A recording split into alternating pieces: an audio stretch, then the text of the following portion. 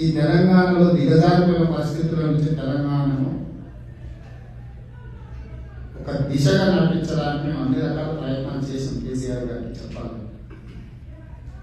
ప్రజాస్వామ్యం అంటేనే పాలకపక్షం ప్రతిపక్షం, ట్రెజరీ బెంచెస్ అపోజిషన్ బెంచెస్. అసెంబ్లీలో స్పీకర్ కి right hand side treasury benches, chief minister prime minister కూర్చుంటారు. Equally important left hand side లో లీడర్ ఆఫ్ అపోజిషన్ కూర్చుంటారు, పార్లమెంట్ లో కానీ అసెంబ్లీలో కానీ. సో రైట్ హ్యాండ్ బెంచ్ లో ఉన్న చీఫ్ మినిస్టర్ ఎప్పుడు ఫింగర్ పాయింట్అవుట్ చేసిన మైకాన్ ఉంటుంది. ఈక్వల్లీ ఇంపార్టెన్స్ కింద లీడర్ ఆఫ్ అపోజిషన్ కూడా అప్పీల్ చేస్తే జస్ట్ ఫింగర్ రైజ్ చేస్తే మైక్ ఇవ్వాలి. ఇష్యూస్ మీద ప్రొటెస్ట్ రిజిస్టర్ చేయడానికి, మాట్లాడడానికి, వాళ్ళ అభిప్రాయం చెప్పడానికి స్పేస్ ఇవ్వాలి. గవర్నమెంట్ వింటదా వినదా, అమలు చేస్తుందా అమలు చేయదా, గవర్నమెంట్ ఉన్న పరిమితులు ఏంటి అనేది గవర్నమెంట్ హ్యాస్ టు ఎక్స్ప్లెయిన్. ఈ రోజు ఆ ప్రొసీజర్ లేదు. మేము ఎమ్మెల్యే ఉన్నప్పుడు assembly at least 55 days per year minimum working days ఉండేది. బడ్జెట్ అనేది 30 వర్కింగ్ డేస్ నడిచేది. మిగతా 2 sessions 10 days, average 10 to 12 days. Entire Telangana వచ్చిన తర్వాత అసెంబ్లీ సెషన్స్ బిలో 20 days పడిపోయింది.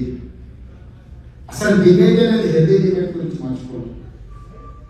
ఆయన కావాల్సిన మాట్లాడడానికి దాని గురించి ఆయన కావాల్సింది మాట్లాడుకుంటున్నాడు. అదే సైడ్ నుంచి వినే ఓపికనే లేకుండా పోయింది. ప్రజాస్వామ్య స్ఫూర్తికి విఘాతము, ప్రమాదము. ఇట్లాంటి పరిస్థితుల్లో 75 సంవత్సరాలనే స్వతంత్రం వచ్చిన ఇంత తక్కువ టైంలోనే ఇట్లాంటి పరిస్థితులు చూస్తామనేది అనుకోవాలి. ఇట్లా డిసింటిగ్రేటెడ్ అంటే దేశం ముక్కలవ్వడానికి చాలా వేగంగా ప్రయాణం చేస్తున్నాము. ఇది అసెంబ్లీ పార్లమెంట్ లో కూడా సిమిలర్ సిచ్యువేషన్. నేను 3 years అయింది. Every Wednesday prime minister day. Prime minister has to address all queries. House లో ఫార్మాట్ ఉంది. గతంలో ఉన్న ప్రైమ్ మినిస్టర్స్ ఎప్పుడు ఎంత బిజీగా ఉన్నా ఎవ్రీ వెన్స్డే హౌస్ లో ఎండ్ టు ఎండ్ కూర్చొని ఆ రోజు వచ్చే ఇష్యూస్ ని, అంటే మిగతా మెంబర్స్ అందరికి కూడా ప్రైమ్ మినిస్టర్ ప్రశ్నించడానికి, ప్రైమ్ మినిస్టర్ హ్యాండిల్ చేసే పోర్ట్ఫోలియోస్ కానీ అదర్వైజ్ కన్సర్న్ పోర్ట్ఫోలియో మినిస్టర్స్ లో వచ్చే లోపాల మీద మాట్లాడినప్పుడు prime minister has to address that grievance. So నేను 3 ఏళ్ళ నుంచి చూస్తున్నా, మోడీ ఏ రోజు కూడా వచ్చి కూర్చోడు, వచ్చి ఆయన ఆఫీస్లో కూర్చుంటాడు, లోపలికి రాలా. ఇంతవరకు మీరు చూడండి, ఎప్పుడైనా అసలు డిబేట్ ఆయన వచ్చినప్పుడు ఆయన స్పీచ్ ఇవ్వడానికి, అంటే ప్రిపేర్డ్ స్పీచ్ ని అర్థం చేయడానికి మాత్రమే ప్లాట్ఫామ్ వాడుకుంటుంది తప్ప డిబేట్ చేయడానికి is not ready to debate anything or any subject, including agriculture laws. Farmer laws తీసుకొచ్చి తెచ్చిండు, వెనక్కి తీసుకున్న రోజు డిబేట్ చేయాలి, తెచ్చిన రోజు డిబేట్ చేయాలి.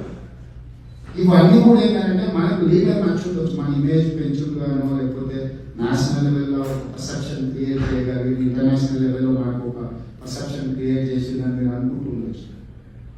సమ్ ఎక్స్టెంట్ మీరు అనుకుంటున్నది నిజమైండొచ్చు.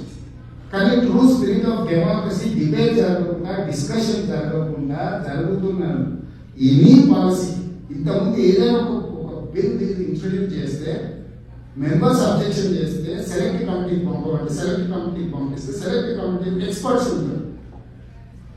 ఫర్ ఎగ్జాంపుల్ ఎన్విరాన్మెంటల్ ఇష్యూస్ ఉన్నాయనుకోండి, మేముండే ఎలక్టెడ్ రిప్రజెంటేటివ్స్ మేము ఎన్విరాన్మెంటల్ ఎక్స్పర్ట్స్ కాకపోయిండొచ్చు, మాకు తెలియదు కొన్ని ఇష్యూస్.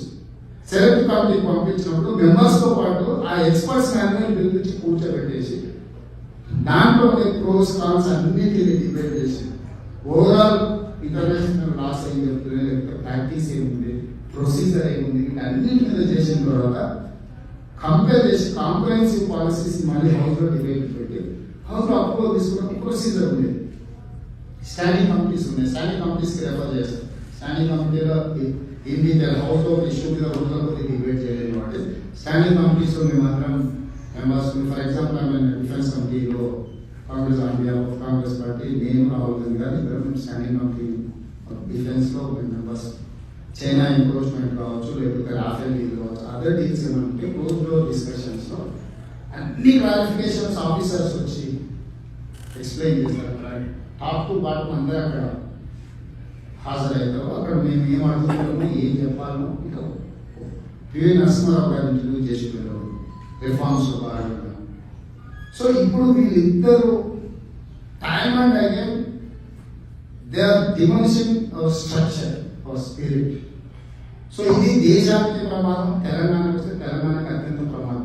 మిగతా రాష్ట్రాలు అడ్మినిస్ట్రేటివ్ పర్పస్ లో ఏర్పాటయ్యే తెలంగాణ మాత్రం ఒక ప్రత్యేకమైన పరిస్థితిలో ఎంతో మంది కొట్లాడి ఎంతో త్యాగాలు చేస్తే వచ్చిన రాష్ట్రం. మిగతా రాష్ట్రాలతో పోలికనే లేదు తెలంగాణ రాష్ట్రానికి. అట్లాంటి తెలంగాణ రాష్ట్రం ఈరోజు ఒక క్రైసిస్ ఫేస్ చేస్తుంది.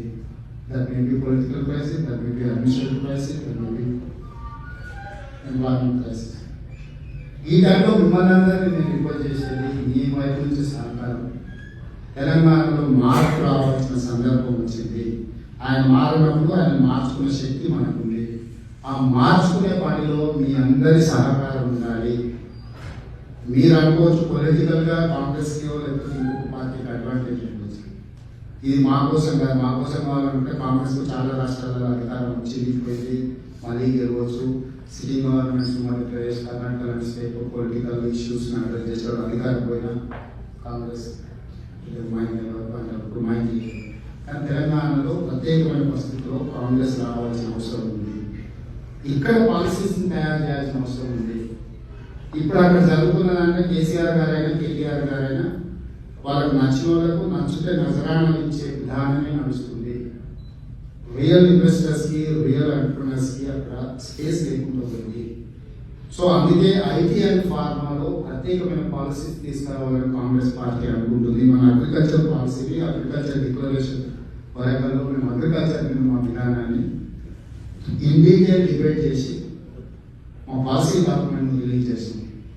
నెక్స్ట్ ఎడ్యుకేషన్ అండ్ ఎంప్లాయ్మెంట్ లో policy document next second priority కింద తీసుకొని దాని మీద వస్తున్నాం. దాంట్లో particular in IT sector and pharma sector లో నాకు కొన్ని ఆలోచనలు ఉన్నాయి. ఈ ఐటీ అండ్ ఫార్మా సెక్టర్ లో sky is the limit for investment and employment. So Hyderabad weather, Hyderabad లో ఉన్న కల్చర్, వీటిని ప్రోత్సహించడానికి ఒక అద్భుతమైన ప్లేస్ హైదరాబాద్ సిటీ. ఎగ్జాక్ట్ తెలంగాణకు ఆల్మోస్ట్ సెంటర్. ఎక్కడి నుంచి ఎంటూ ఎక్కడికి పోవాలన్నా hardly 2.5 hours maximum. 1 hour 1.5 hours లో 150 kilometers లో ఉన్న 2 tier సిటీస్ చాలా ఉన్నాయి. మహబూబ్నగర్ కావచ్చు, నాగర్ కావచ్చు, వరంగల్ కావచ్చు, ఖమ్మం కావచ్చు, కరీంనగర్ కావచ్చు, నిజామాబాద్ కావచ్చు. ఇక్కడ ఓల్డ్ డిస్ట్రిక్ట్ హెడ్ క్వార్టర్స్ అన్ని కూడా హార్డ్లీ 1.5 time లో రీచ్ అవ్వడానికి ఉంది. అక్కడ లక్షలాది మంది స్టూడెంట్స్ చదువుకుంటున్నారు. అక్కడ ఇంజనీరింగ్ కాలేజ్ వచ్చాయి, మెడికల్ కాలేజ్ వచ్చాయి. మీకు అందరికి చెప్పాలి, ఆ రోజు ప్రారంభమైన సింగిల్ టీచర్ స్కూల్స్ ప్రతి కిలోమీటర్కి, అప్పర్ ప్రైమరీ స్కూల్స్ ప్రతి 3 kilometers, every 5 kilometers high school, every మండలానికి junior college, every constituency degree college, every revenue డివిజన్కి ఇంజనీరింగ్ కాలేజ్, ఎవ్రీ డిస్ట్రిక్ట్ ఒక మెడికల్ కాలేజ్ అనే ఒక పిరమిడ్ స్ట్రక్చర్లో పెట్టుకొని ఆ రోజు టీడీపీ కానీ కాంగ్రెస్ కానీ రూరల్ ఏరియాలో కూడా ఎడ్యుకేషనల్ డెవలప్మెంట్ కోసం ఇన్ఫ్రాస్ట్రక్చర్ క్రియేట్ చేసి ఇప్పుడు అవన్నిటిని క్లోజ్ చేసుకుంటూ వస్తున్నాం. సో 2 tier సిటీలలో ఇప్పుడు వరంగల్ ఉందనుకోండి, కాకతీయ యూనివర్సిటీ ఒక హిస్టారికల్ బ్యాక్గ్రౌండ్ ఉన్న యూనివర్సిటీస్ ఉన్నాయి. 10 జిల్లాలలో 10 యూనివర్సిటీలోని కాంగ్రెస్ రాజశేఖర రెడ్డి గారు ముఖ్యమంత్రి ఉన్నప్పుడు అన్ని జిల్లా హెడ్ క్వార్టర్స్ లో యూనివర్సిటీస్ స్టార్ట్ చేసినాం. అంటే ఈరోజు మీరు ఫేస్ చేస్తున్న ఇక్కడ అవసరం ఉన్నాయంటే ఎంప్లాయ్మెంట్ అనేది గ్లోబలీ మనం క్రియేట్ చేసుకోవడానికి ఈజీగా వస్తుంది. సో ఇప్పుడు ప్రభుత్వానికి విప్రోలు, ఇన్ఫోసిస్లు, అమెజాన్లు లేకపోతే పెద్ద కంపెనీలు కొన్ని ఒక సెలెక్టెడ్ కంపెనీలు మాత్రమే కేసీఆర్ గారికి, కేటీఆర్ గారికి కనిపిస్తున్నాయి. వాళ్ళు ఒక 200-300 జాబ్లు క్రియేట్ చేసినా వాడికి ఒక ఇన్సెంటివ్స్ ఏ లెవెల్ ఇస్తున్నారంటే అన్ఇమాజినరీ లెవెల్ ఇస్తున్నారు. సో నేనేమంటున్నా అంటే కాంగ్రెస్ పార్టీ వస్తే 2 tier సిటీస్ కాదు, 2 tier ఇన్వెస్టర్స్ అంటే నెక్స్ట్ లెవెల్ మీలాంటి ఏం అంటున్నారు పర్టికులర్ తెలంగాణ ఆర్జీలు, తెలుగు స్పీకింగ్ ఆర్జీలు ఉన్నోళ్ళని మిమ్మల్ని రెడ్ కార్పెట్ వెల్కమ్ చేసి ఐసిటి ఇన్ఫర్మేషన్ కమ్యూనికేషన్ అండ్ మీతో కమ్యూనికేట్ చేయడానికి ఆఫీసర్లు అని పెట్టి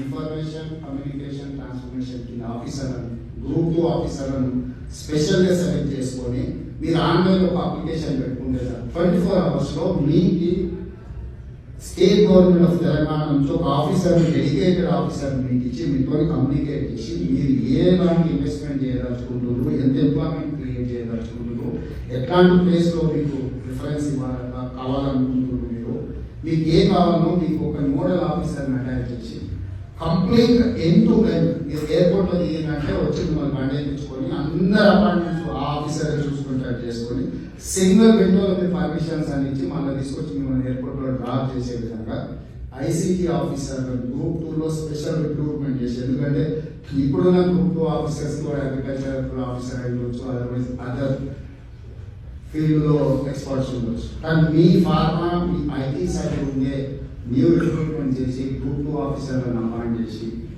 ఎండ్ టు ఎండ్ మీకు ఏం కావాలనేది కంప్లీట్గా కాంప్రహెన్సివ్గా సింగిల్ విండో పర్మిషన్ ఇచ్చే విధానాన్ని అడాప్ట్ చేసుకొని మీకు అవసరమైన అన్ని రకాల సపోర్ట్ స్టేట్ గవర్నమెంట్ నుంచి ఇవ్వడానికి కాంగ్రెస్ పార్టీ ఒక పాలసీని ఎలాంటి చేస్తున్నాం.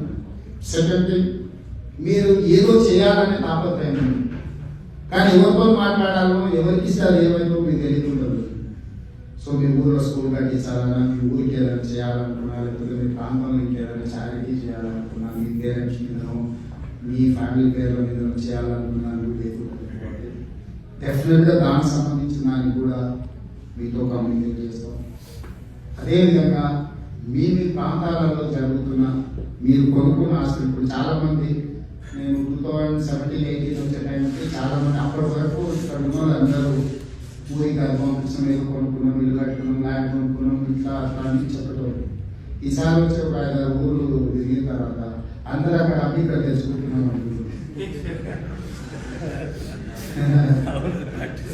సో ఇలా ఉంది ఏంటంటే ఇక్కడ నుంచి అక్కడ వచ్చింది.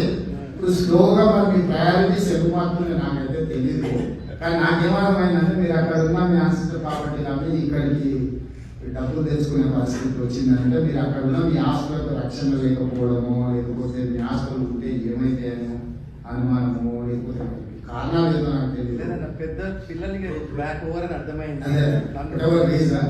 సో నాకు తెలియదు, రకరకాల ఫ్యాక్టర్స్ ఉండొచ్చు.